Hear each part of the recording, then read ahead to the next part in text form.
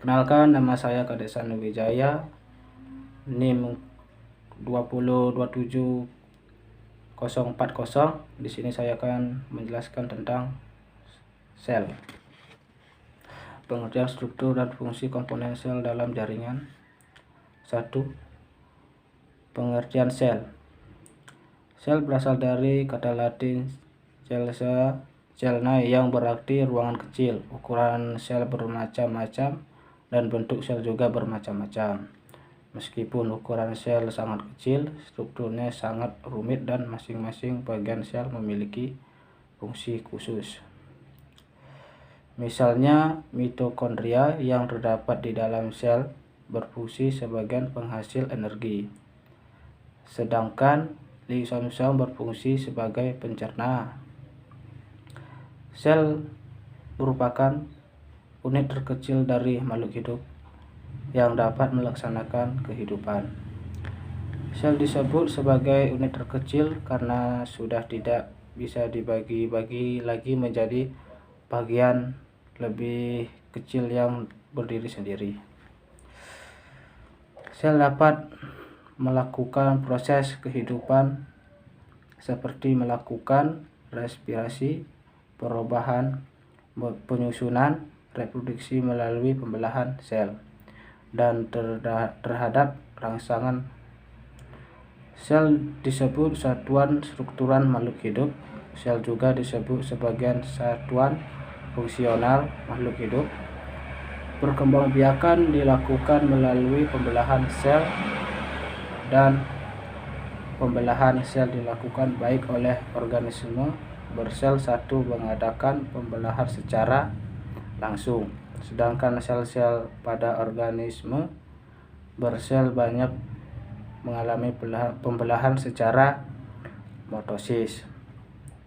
Sel mengandung materi genetik, yaitu materi penentu sifat-sifat makhluk hidup. Dengan adanya materi genetik, sifat makhluk hidup dapat diwariskan kepada keturunan.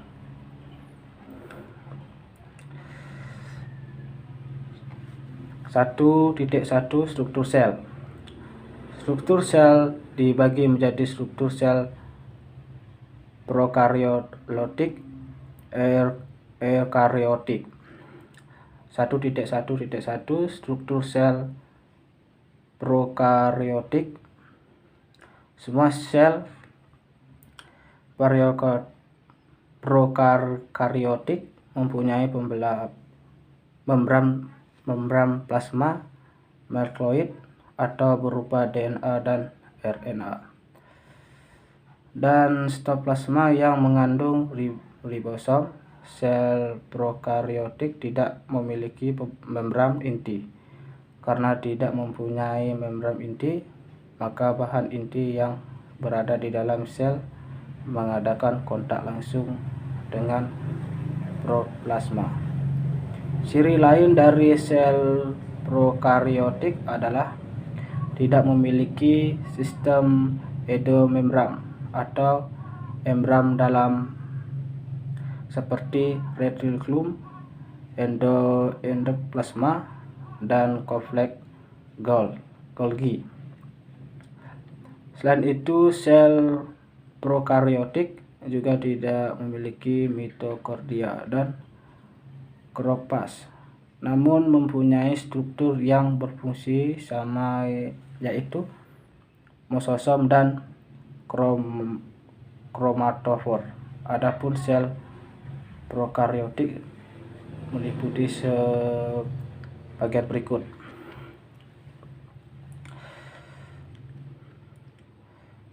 1.1 Dinding sel. Dinding sel berfungsi sebagai melindung dan pemberi bentuk yang tetap. Pada dinding sel terdapat pori-pori sel jalan keluarnya molekul-molekul.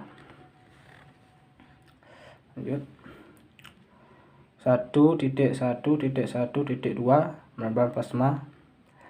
Membran sel atau membran plasma tersusun atas molekul lemak dan protein. Fungsinya sebagai pelindung molekul sel terhadap lingkungan di sekitarnya dengan jalan mengatur lalu lintas molekul dan ion-ion dari dan ke dalam sel. 1.1.1.3 Sitoplasma. Sitoplasma tersusun atas air, protein, lemak, mineral, dan enzim-enzim dipergunakan untuk mencerna makanan ekstraseluler dan untuk melakukan proses metabolisme sel. Metabolisme terdiri dari proses penyusunan atau anabolisme dan penguraian atau katabolisme zat-zat. Biotik dasar. Gambar 1.1.1.4 Mesosom. Pada tempat tertentu, membran plasma molekul ke dalam bentuk organel yang disebut mesosom.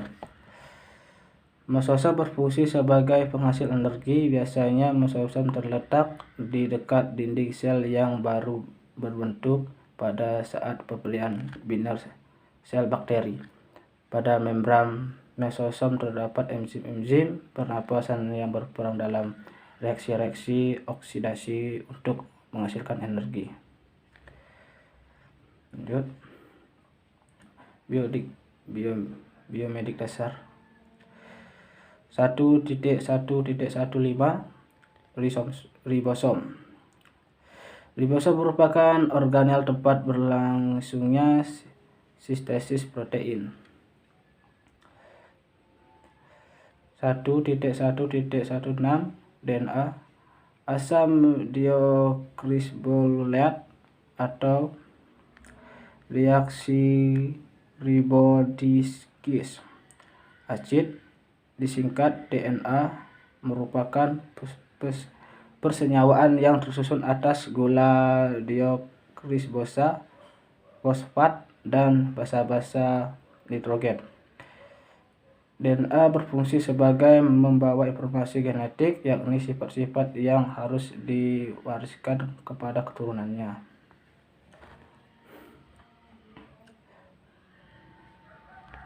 (1.1.17) RNA. Asam ribonukleat atau ribonukleic acid disingkat RNA merupakan persenyawaan hasil transkripsi DNA. Jadi bagian tertentu DNA melakukan transkripsi mengkopi diri membentuk RNA. RNA membawa kode-kode genetik sesuai dengan pesanan DNA. Selanjutnya kode-kode genetik itu akan menerjemahkan dalam bentuk urutan asam amino dalam proses sintesis protein. 1.2 Struktur sel eukariotik. Perbedaan pokok antara sel prokariotik dan eukariotik adalah sel eukariotik memiliki membran inti, sedangkan sel prokariotik tidak. Selain itu, sel eukariotik memiliki sistem endomembran, yakni memiliki organel-organel membran seperti retikulum, endoplasma, kompleks Golgi, mitokondria, dan lisosom. Sel eukariotik juga memiliki sentrial, sedangkan sel prokariotik tidak.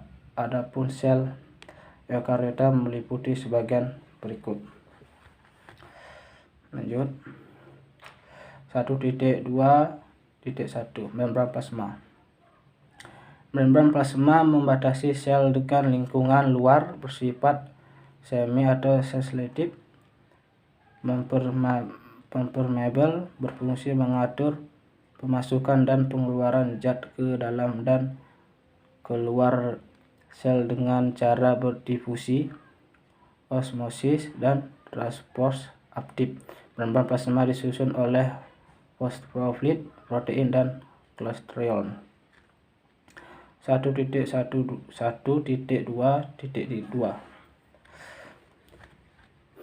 Sitoplasma. Sitoplasma merupakan cairan sel yang berada di luar inti, terdiri atas air dan zat yang terlarut serta berbagai macam organel hidup.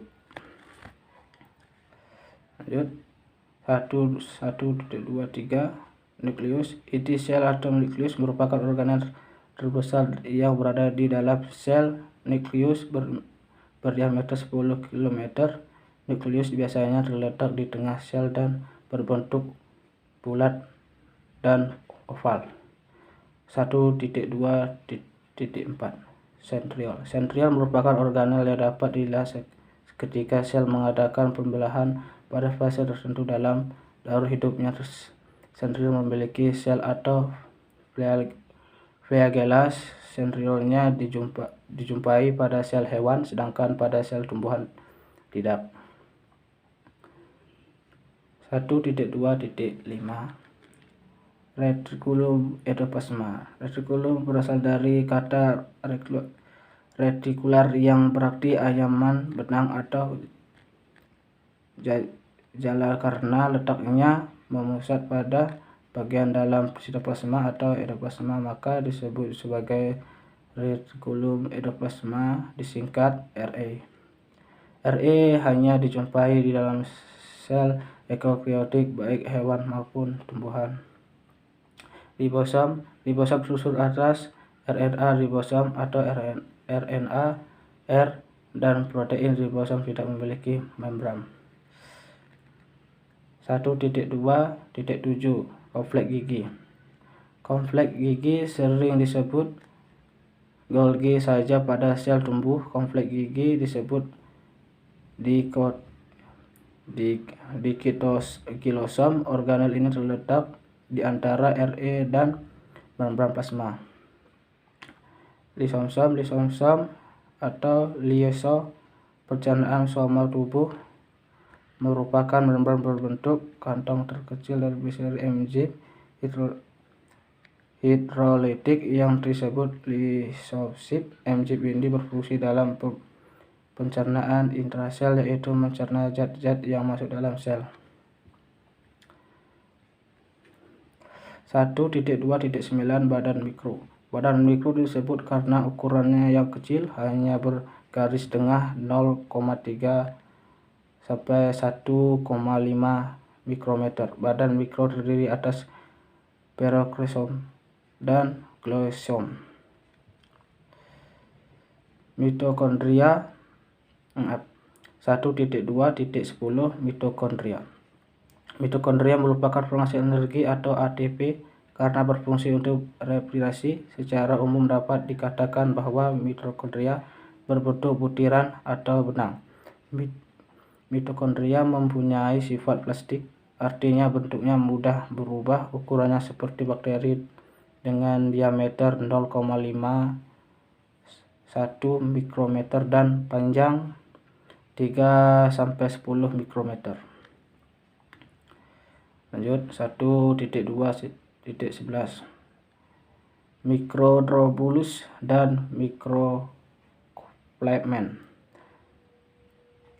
Microtubulus merupakan organel berbentuk tabung atau pipa yang panjangnya 2,5 mikrometer dengan diameter 25 mm.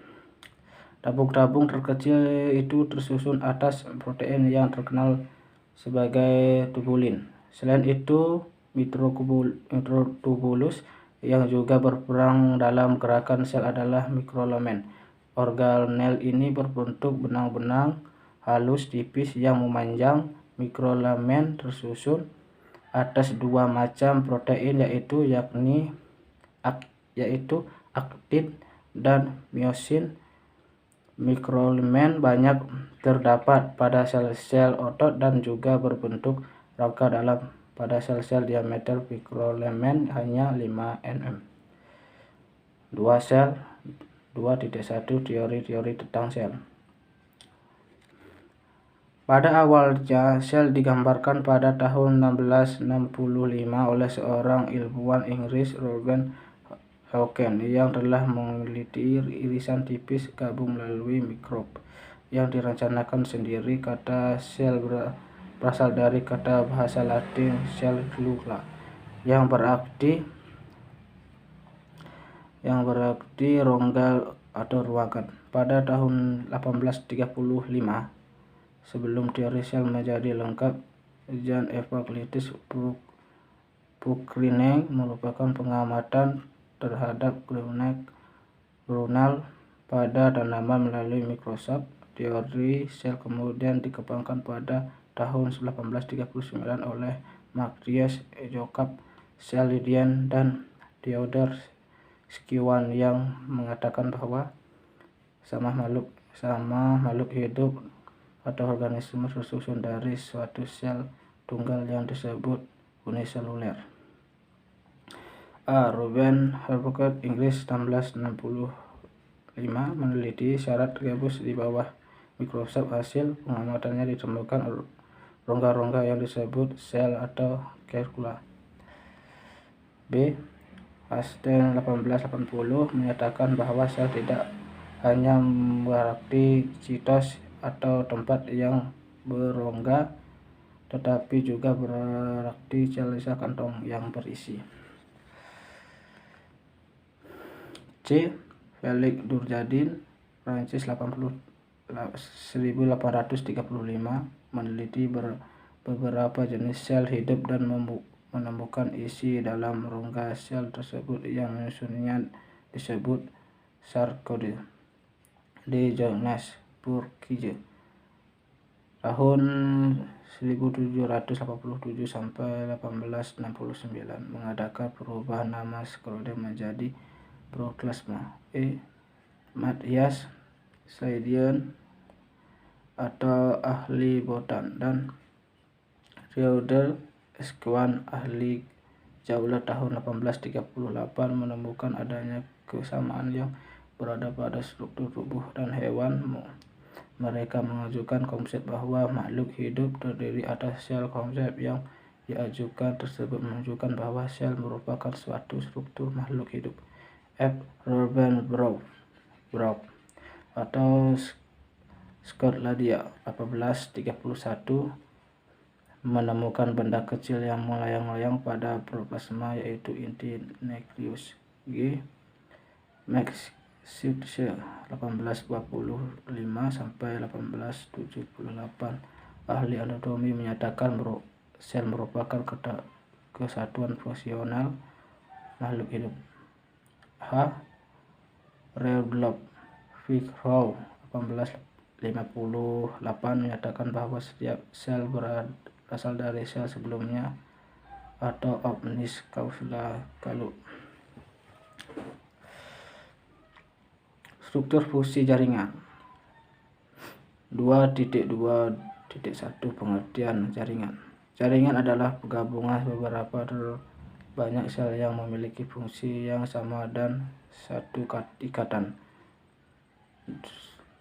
2.2.2 Struktur jaringan. Jaringan menyusun tubuh dalam dikelompokkan menjadi 4 kelompok, yaitu jaringan epidermis, jaringan kejaringan otot, dan jaringan saraf. A. Jaringan epitelial. Jaringan epitelial merupakan jaringan penutup permukaan tubuh, baik permukaan tubuh sebelah luar maupun sebelah dalam. 1. Epitelium berdasarkan jumlah lapisan sel dan bentuk. 2. Epitelium berdasarkan struktur dan fungsi. A. Jaringan epitelium menutup, berperang melapisi permukaan tubuh dan jaringan lainnya terdapat di permukaan tubuh. Permukaan organ melapisi organ atau merupakan lapisan di sebelah dalam salurannya yang pada tubuh. Jaringan epitelium kelenjar tersusun oleh sel khususnya yang mampu menghasilkan sekret atau getah berdasarkan cara kelenjar mengekskresikan cairannya. Kelenjar dibedakan menjadi dua, yaitu kelenjar eksorit dan kelenjar enterorit. Lanjut, B. Jaringan ikat. Ciri khusus jaringan ikat adalah memiliki komponen intraseluler yang disebut matris. Matris diselesaikan oleh sel-sel jaringan ikat. Dengan demikian, secara garis besar, jaringan ikat terdiri atas sel-sel jaringan ikat dan matris. Berdasarkan bentuk dan reaksi kimianya, serat pada matris dapat dibedakan menjadi 3 jenis, yaitu serat kolagen elastis dan retikuler. Serat kolagen berupa bekas beraneka ragam yang berwarna putih.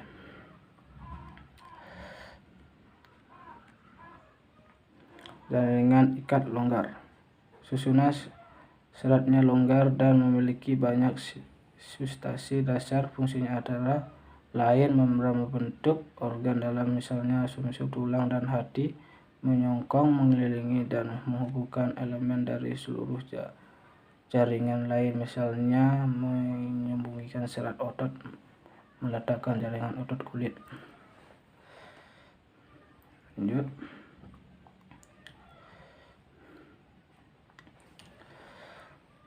Jaringan saraf, struktur sel saraf. Jenis saraf. Jenis sel saraf neurosensory alveolar berfungsi menyampaikan rangsangan dari organ penerima rangsangan reseptor kepada sistem saraf pusat otot dan sumsum tulang belakang. Neuron intermedia berperan sebagai penghubung impuls saraf dan satu neuron ke neuron lain, atau dari neuron motorik dan neuron sensorik. Neuron nomor eferen berfungsi mengirimkan impuls dari sistem saraf pusat ke otot dan kelenjar yang akan melakukan respon tubuh. Pada umumnya, neuron motor menerima impuls dari neuron intermediate. Adakahnya impuls ditransmisikan dari neuron sensoris ke neuron motor.